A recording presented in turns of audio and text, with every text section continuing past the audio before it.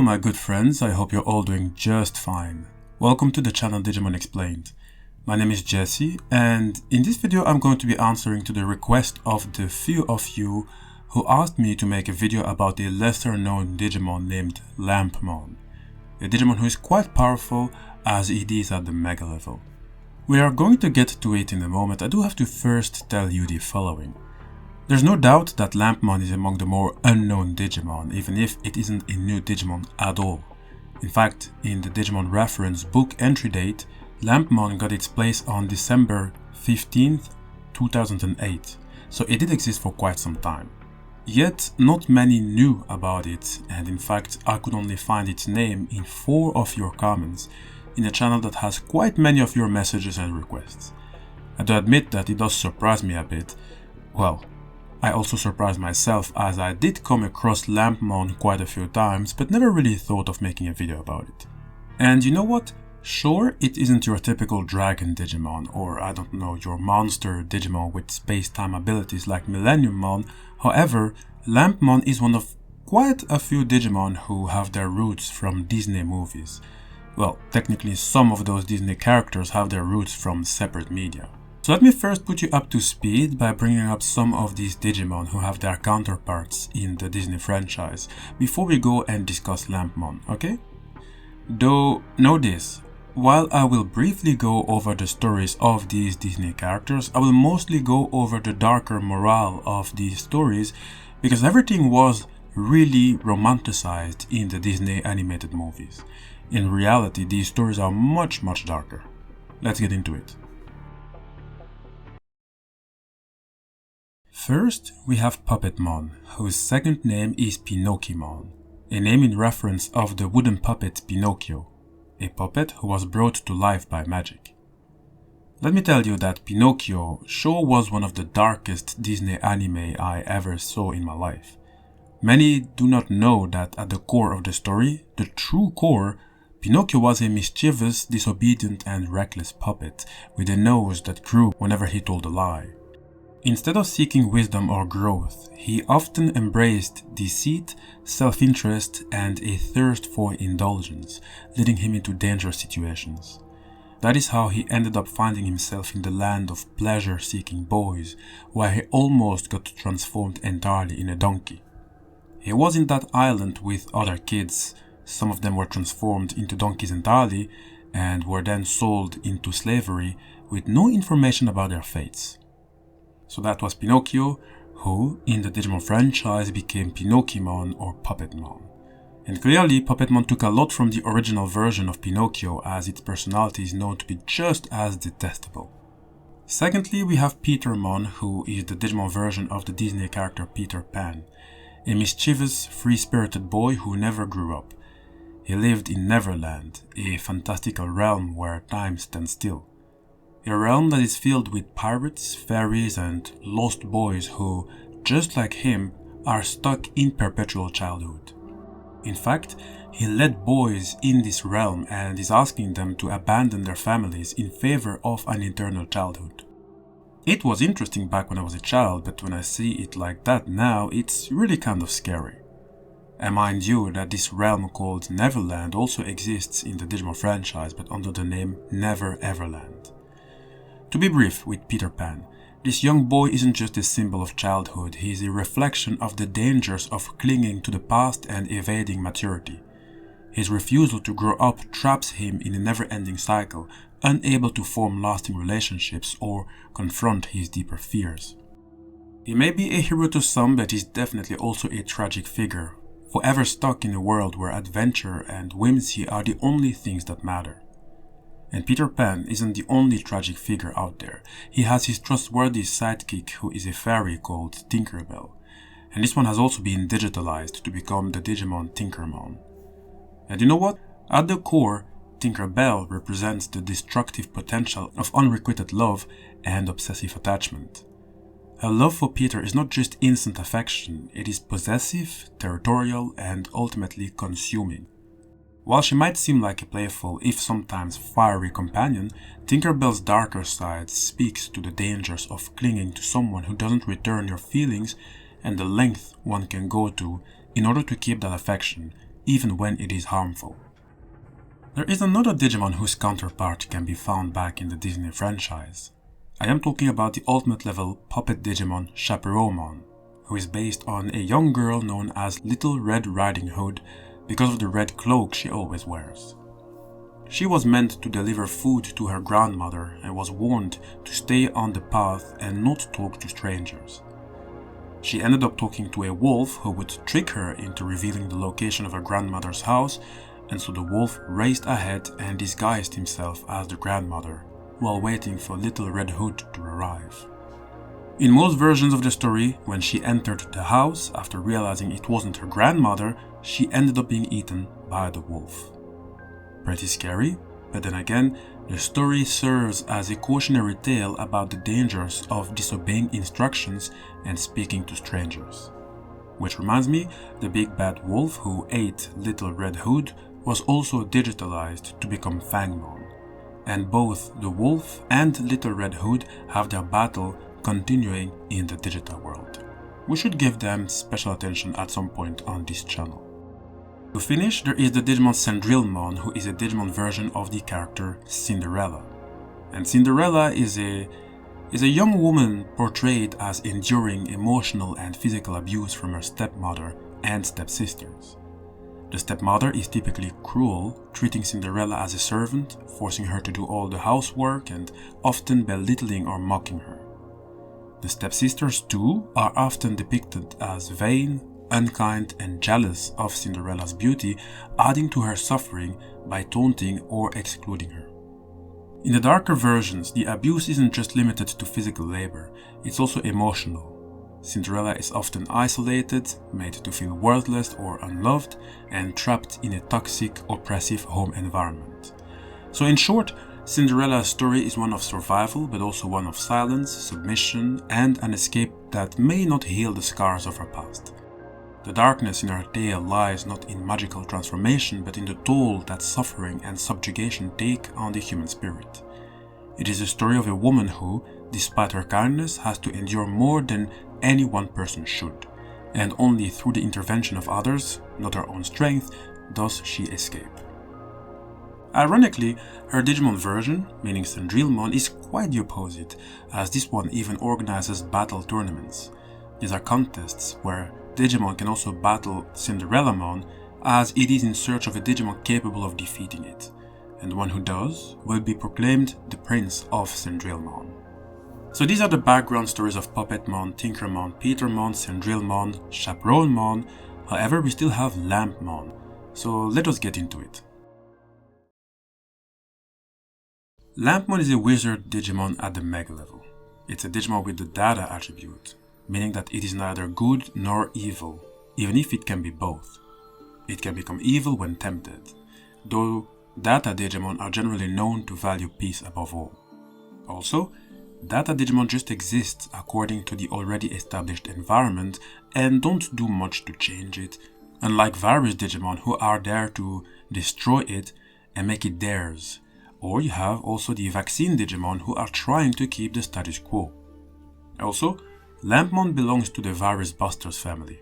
Members of this field are generally sacred or angelic Digimon, or those who dwell in holy areas. Just know that while many angels and good Digimon belong to this category, being a part of this family doesn't necessarily make a Digimon walk with an affiliation for the good of the Digimon or the digital world. Oh, and on the other hand, LAMPMON has also part of its data that is considered unknown. That's probably why it's a bit of a challenge to describe LAMPMON as a whole or even get a glimpse of its possible Digivolution line. Oh, and let alone to get a proper description of its powers, which are very mystical. However, luckily for us, the Digimon developers always guide us to the true origins of a Digimon, and that's what we're going to be doing here for LAMPMON. You see, LAMPMON has its name that is referring to the oil lamp it has emerged from. That lamp is a vessel that houses what is called a GENIE. They are invisible creatures in early pre-Islamic Arabia who would later also be included in Islamic culture and beliefs. In other words, according to what's written online, a GENIE is not a strictly Islamic concept. However, in the Islamic faith, it was placed on the same plane of existence with humans in relation to God. Meaning that, like humans, they are accountable for their deeds and can be either believers or unbelievers depending on whether they accept God's guidance. The genie has been romanticized in the story called The Tale of Aladdin, in which it would appear as this entity locked within an oil lamp who harbors incredible powers. It is one of the best known tales associated with 1001 Nights, which is a collection of Middle Eastern folk tales compiled in the Arabic language during the Islamic Golden Age. It's a story that is actually set in ancient China and not in the Middle East, as often depicted in modern retellings. You see, Aladdin was an impoverished, lazy young man living with his widowed mother, and he was recruited by a sorcerer who is actually often referred to as an African magician. This magician posed as Aladdin's long-lost uncle to trick him into retrieving a magical oil lamp that was hidden in a booby-trapped magical cave. And when Aladdin retrieved the lamp, he accidentally rubbed it and released a powerful genie who granted him wishes. When the sorcerer realized that Aladdin has the lamp, he tried to steal it back. However, Aladdin outsmarted him by making use of the genie's power to gain wealth, status, and marry the beautiful princess. That's the story in a nutshell, and that is where the genie came from. And in Digimon we have LAMPMON. What is known about it is that it was sealed within a magical lamp and can only appear when it is summoned by someone. It's exactly the same story, and both the genie and LAMPMON share about the same magical abilities. They can both alter their size and shape into an ever-changing appearance. They can both produce palaces and vast treasure of gold and silver. And both will, with their magical abilities, grant the wishes of the one who released it. However, it is not as simple as that with the genie, and thus also with LAMPMON. Again, I know that many of you know the genie from the Aladdin Disney movie, which is good, you know. I know the genie from that movie also. However, I'm sure many of you, just like me, were, distracted by the nice animations and impressive accomplishments. So we're going to get a little deeper on the genie's character, and mind you, there will be quite a few overlapping characteristics to LAMPMON. So, for starters, the genie's power is a double-edged sword, as in the original tale, even if he was this immensely powerful being, capable of granting wishes that can shape the very fabric of reality, he was not a benevolent force in the way Disney presented him. Don't forget that the genie is trapped in servitude, bound to the lamp, and although he granted Aladdin's wishes, he did so with no moral compass guiding his actions. This led to potentially disastrous consequences. Speaking of servitude, we also never got to understand what exactly happened to the genie before it got sealed in the lamp. Though it doesn't change the fact that, for all his power, he has been enslaved to the lamp for thousands of years. This long period of servitude is never fully explored in terms of its psychological toll on the genie, but we can infer that it has made him emotionally distant, detached, and even bitter. And this explains why LAMPMON has a distorted personality. In fact, Digimon took it a step further, as LAMPMON can become a dangerous being that could even attack the one who released it. Can you imagine?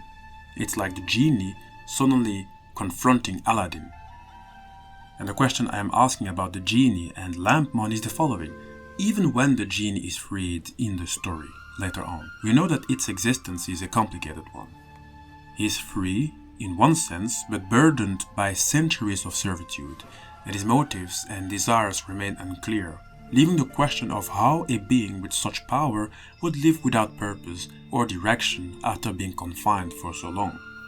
That's why LAMPMON is so fitting to be a data-type Digimon, as data-type Digimon exist according to the already established environment and will see by themselves which camp they will join if they were ever asked to do so. And so by then, it wouldn't necessarily matter who is good or evil, as long as there are enough ways to justify the reasons for joining. That's why the sorcerer actually tricked Aladdin, by the way, as he was aware of the genie's power. In truth, the genie is essentially a weapon, a means to an end, and in the hands of the wrong person it could wreak havoc. If the genie were to follow the sorcerer's commands, he would grant wishes that serve only selfish and destructive purposes, showing how easily such immense power can be perverted by greed.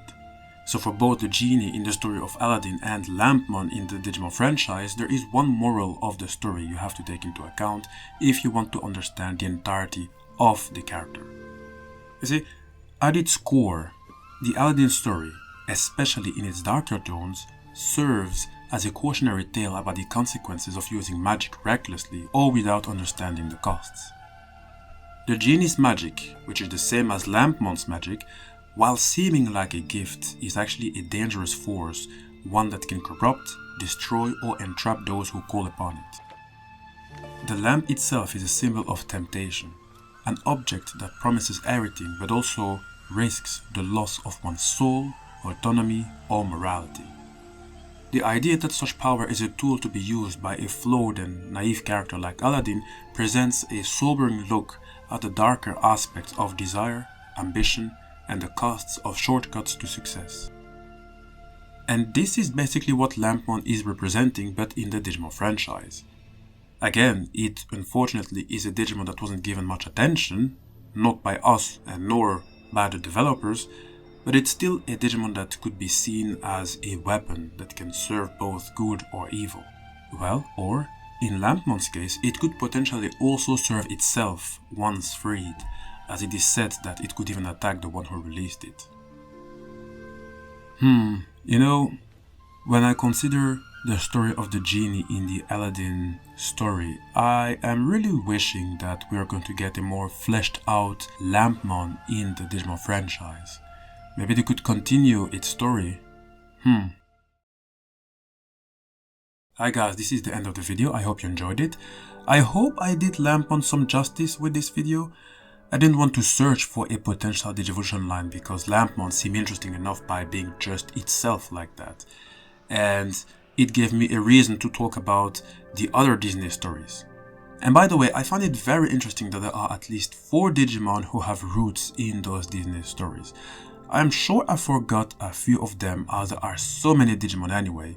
So maybe a small question for you, a small request. Is it possible that you can help me gather all other Disney characters who were digitalized? Write them in the comment section. It could come in handy someday.